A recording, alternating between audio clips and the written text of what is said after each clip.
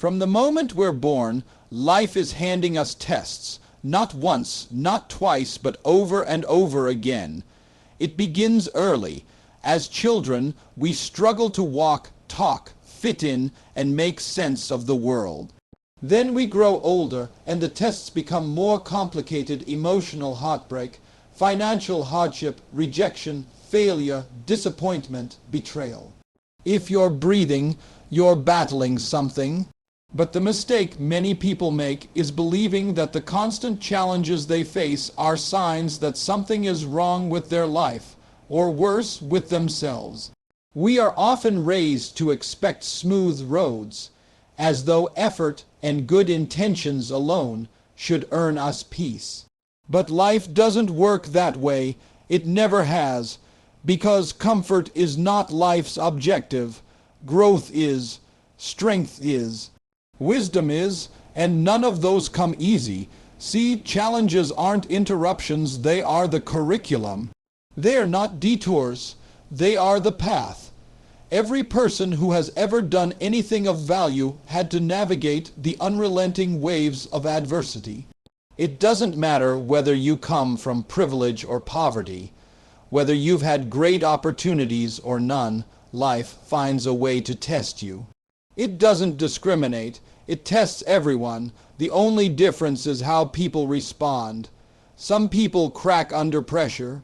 They see obstacles as personal attacks. Why me? Becomes the anthem of their life. They retreat, resent, and refuse to rise. But others, those who understand that struggle is woven into the fabric of life, they see challenge as feedback. They know that every storm is shaping them. They understand the pressure is molding them into someone stronger, smarter, and more capable. They don't run from the test, they embrace it. They stand in the fire and say, "This is where I become more." Let's be clear, life doesn't hand out rewards for coasting. You don't grow by sitting comfortably in your zone of safety. Growth doesn't come from comfort. It comes from resistance. And that resistance shows up in the form of challenges, failures, and uncertainty. Life stretches you on purpose. It throws you into situations where you're forced to make a decision, evolve or stay the same.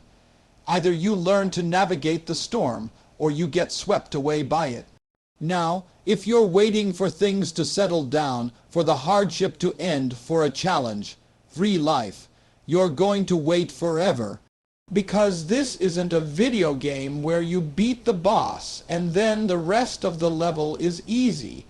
Life doesn't let you coast because life doesn't want you weak.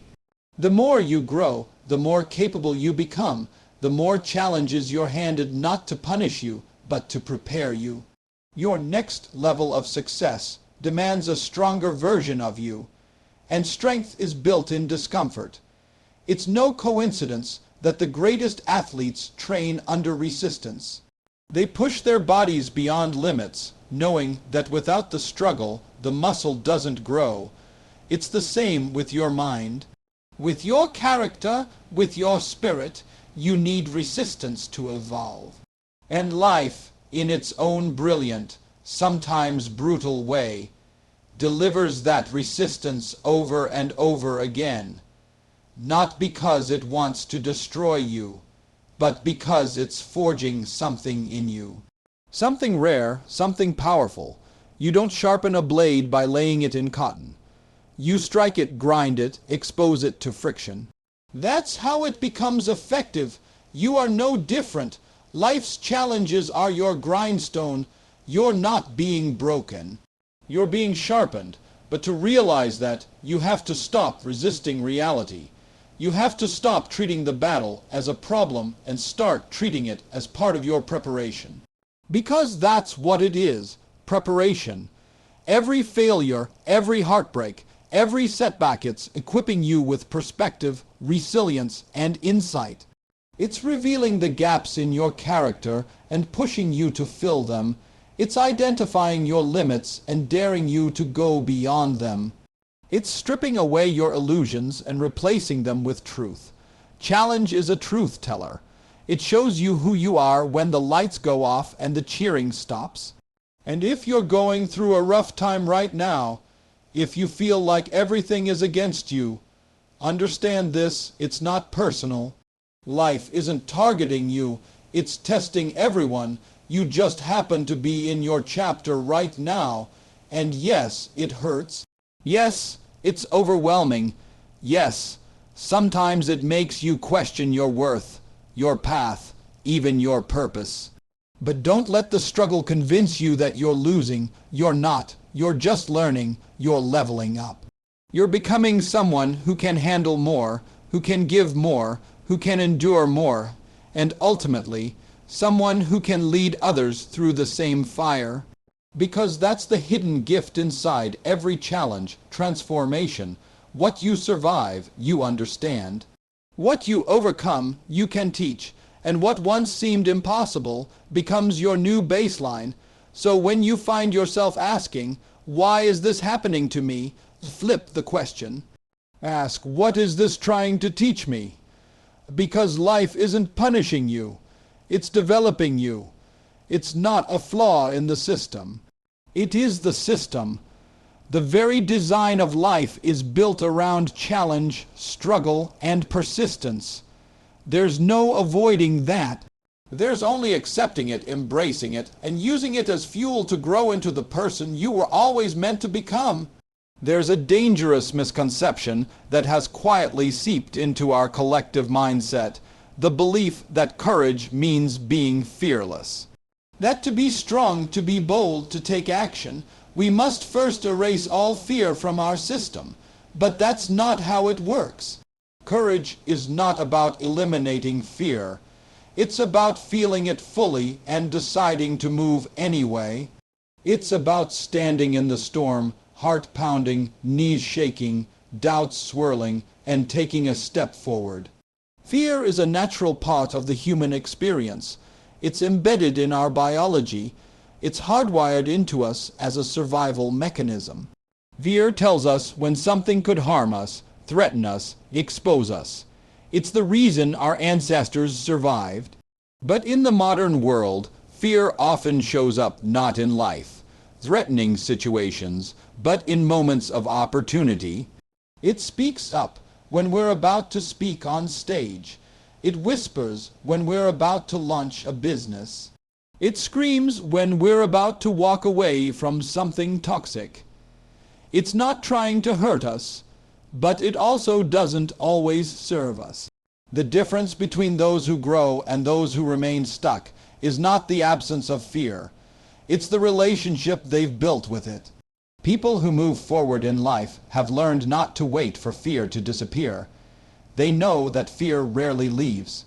They've stopped bargaining with it. Instead, they've chosen to master it. Mastery doesn't mean control. It means understanding. It means awareness. It means recognizing that fear will knock at the door every time you try to stretch yourself. Every time you step outside the familiar, fear is going to rise, and it should. That's how you know you're alive. That's how you know you're on the edge of growth.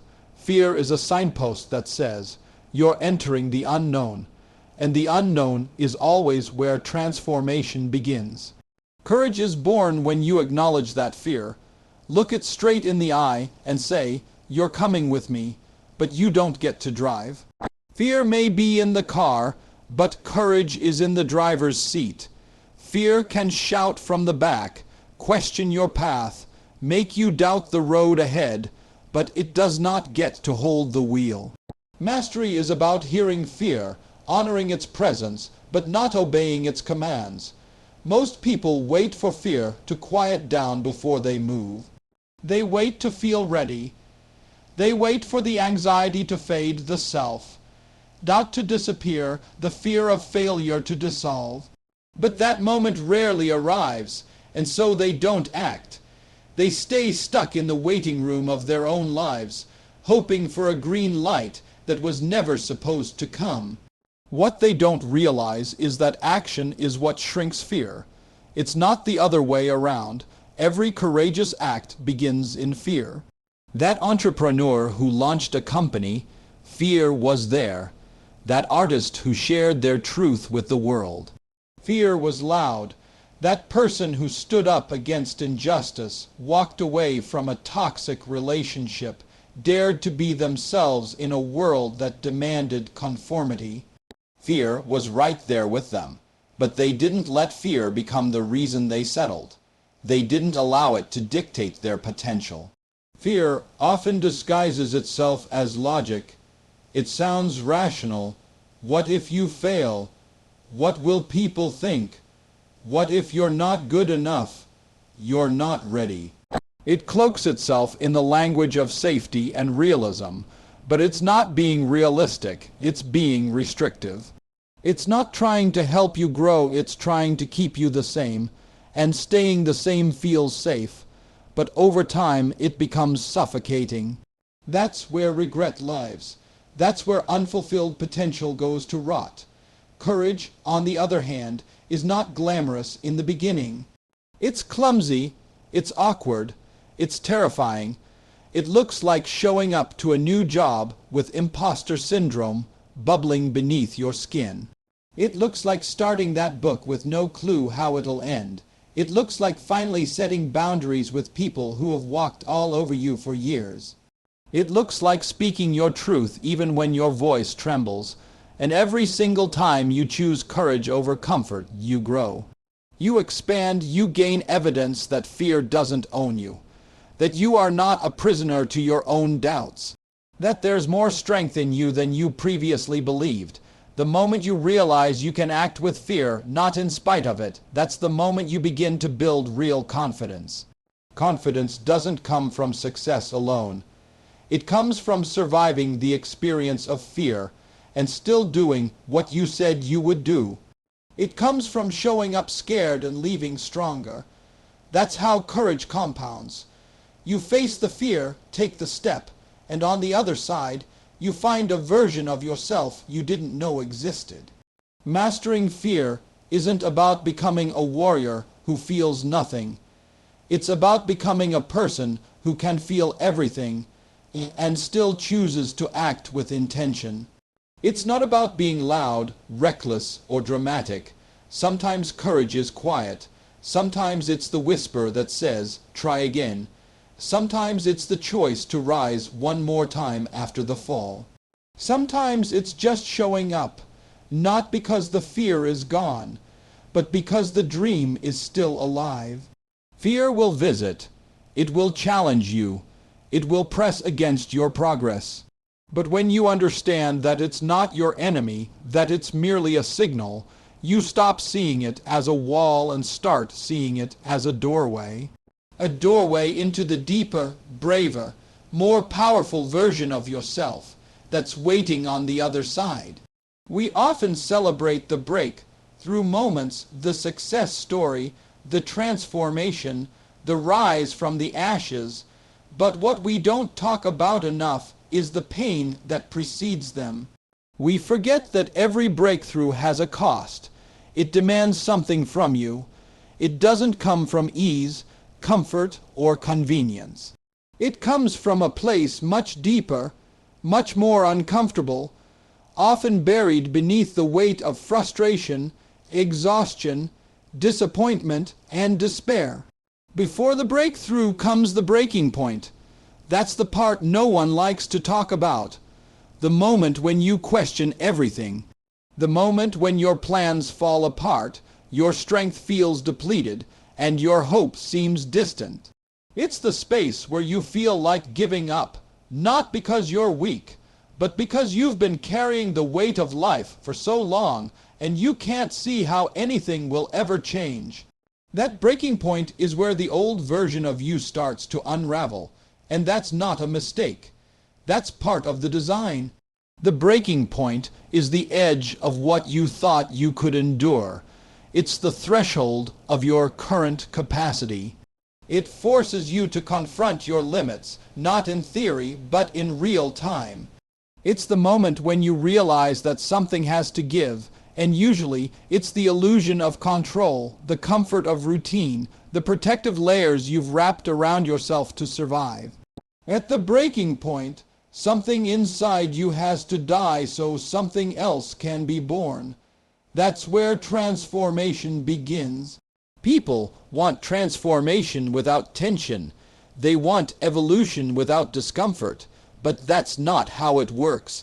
Just like a muscle must be torn before it can grow, your spirit is often stretched to the brink before it finds its deeper strength. Your mind is pushed to collapse before it rewires with new resilience. Your heart is broken open before it learns how to truly heal. The breaking point is not the end of you, it's the end of who you were. The version of you that can no longer carry you forward has to break so a stronger version can emerge. It's easy to feel ashamed at the breaking point. Society tells us to be strong, to hold it together, to put on a brave face. But real strength is not about how tightly you can clench your jaw. It's about how honest you can be in your weakest moments. It's about choosing to keep going, not because you're unshaken, but because you've learned that being shaken doesn't disqualify you. It deepens you. The truth is, most people don't experience their breakthrough because they pull back at the breaking point. They misread it. They think the pain means they're off course, when in reality, it means they're finally on the edge of something real. They retreat, not realizing that right past that breaking point is the shift they've been searching for. Breakthrough is not polite. It doesn't show up when you feel confident and prepared. It shows up when you feel like you're losing the fight, because that's when you're finally vulnerable enough to surrender the things holding you back. The ego resists the breaking point because the ego likes control. It likes being in charge, appearing composed, being seen as competent. But the breakthrough doesn't care about your image. It cares about your growth.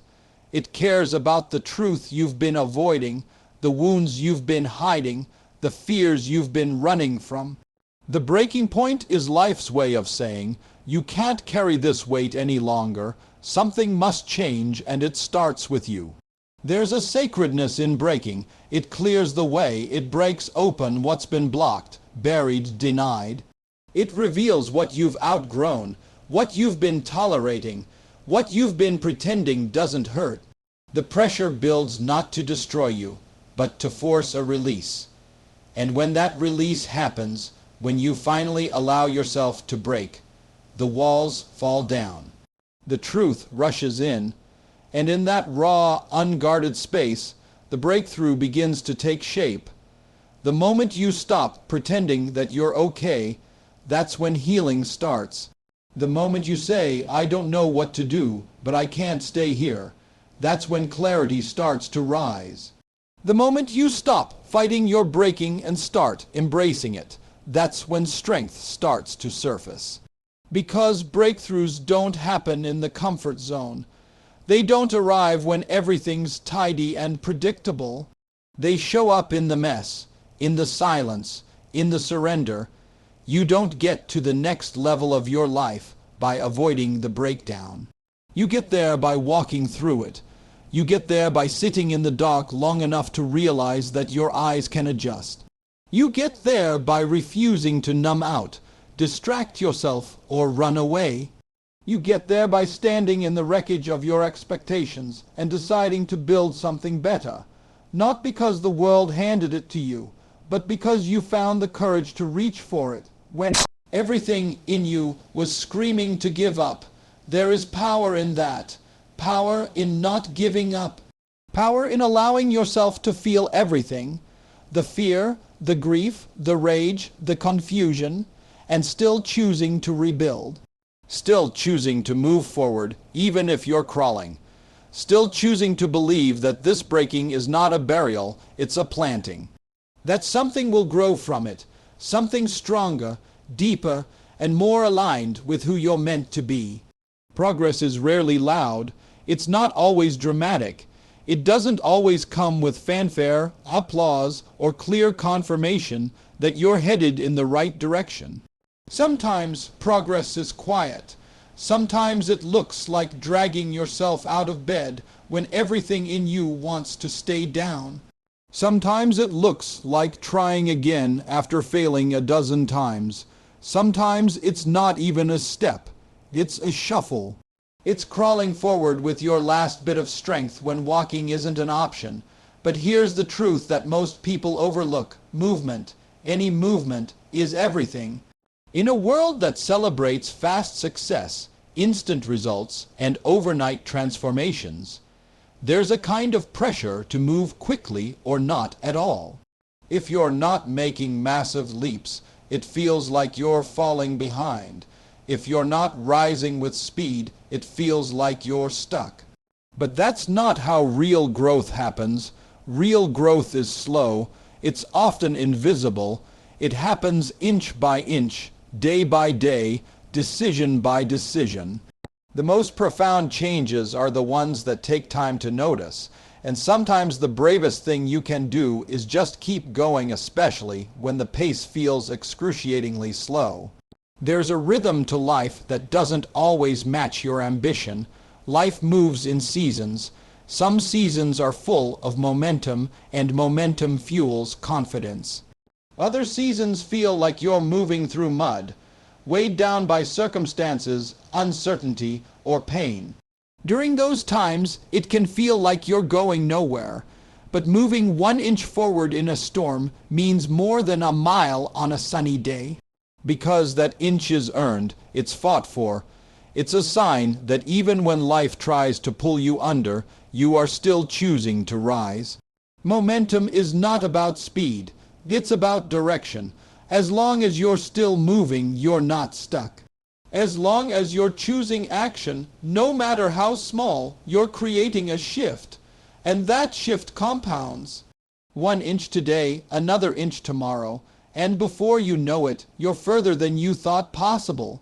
That's what people miss. When they get discouraged, they measure their progress by distance rather than by effort. They forget that motion, not magnitude, is what keeps you alive in the fight. There will be days when everything in your body and mind wants to quit. Days when you can't see the purpose, when your goals feel too far and your energy feels too low. On those days, you don't need a breakthrough. You need persistence. You need the will to do just one thing. Make the call, send the email, write the paragraph, take the walk, ask for help, breathe deeper. That one thing becomes a seed, and enough seeds, planted daily, create a field of progress that looks like magic to everyone else, but you'll know how much it costs to grow. There's a kind of quiet discipline that doesn't get enough respect. The discipline to keep showing up when it's boring, when it's painful, when it's lonely. The discipline to stay committed when there's no immediate reward. That's the kind of discipline that builds unshakable character. The kind that forges resilience not in bursts of passion, but in consistent effort, inch by inch, choice by choice, breath by breath. People often give up not because they're weak, but because they think their small steps aren't making a difference. They can't see the change, they don't feel the reward, but change doesn't always announce itself. It builds quietly, layer by layer, deep beneath the surface. The work you're doing when no one's watching is the work that transforms you. The consistency you apply when it feels pointless is the very thing that strengthens your foundation. Even the strongest structures are built one brick at a time. The tallest buildings rise level by level. The biggest journeys are made one step at a time. That's how real endurance is built, not by sprinting, but by refusing to stop. Some days you'll take a giant step forward. Other days you'll take the smallest possible motion, but both are progress. Both count, both are part of the story. When you stop, the weight of doubt gets heavier. When you stop, the voice of fear grows louder. But when you move just a little, that weight lifts, that voice weakens. Movement is proof to your mind and spirit that you haven't given up, that you still believe there's something ahead worth reaching for. You may not know exactly what it is, You may not see the full picture, but you trust the process enough to keep leaning forward. That's what separates those who finish from those who fade. The road will not always be clear. You will question yourself. You will wonder if it's worth it, and you won't always have the answers. But the path is made by walking it, inch by inch, forward, through the resistance, through the confusion, through the fatigue. Some days you'll glide, some days you'll crawl, some days that inch will cost everything you've got, but it will be worth it. There is no shame in slow progress. There is no weakness in struggle. There is only strength in the willingness to keep moving, especially when the odds feel stacked against you. Every inch forward is an act of defiance against despair. Every inch forward is a refusal to give up on yourself. Every inch forward is a signal to life that you are still in the game, still in the fight, still choosing to rise even when it hurts. There's a reason you've been through what you've been through. The pain you've endured, the obstacles you've faced, the challenges that almost broke you, none of it is wasted. None of it random. There's meaning buried in every wound, and there's power waiting in every scar. Life does not hand you battles because you're weak. It hands you battles because there's something inside you that needs to be revealed. And the only way that strength comes out is through fire. Most people spend their lives avoiding the battle. They look for shortcuts, distractions, ways to numb the pain or silence the struggle. But the truth is, your battle is not something to escape. It's something to embrace. It's not a punishment. It's a passage. It's part of what shapes your character, defines your voice, and forges the kind of wisdom you cannot learn from books or borrowed advice. It's in the tension and resistance of your own journey that your real identity is born.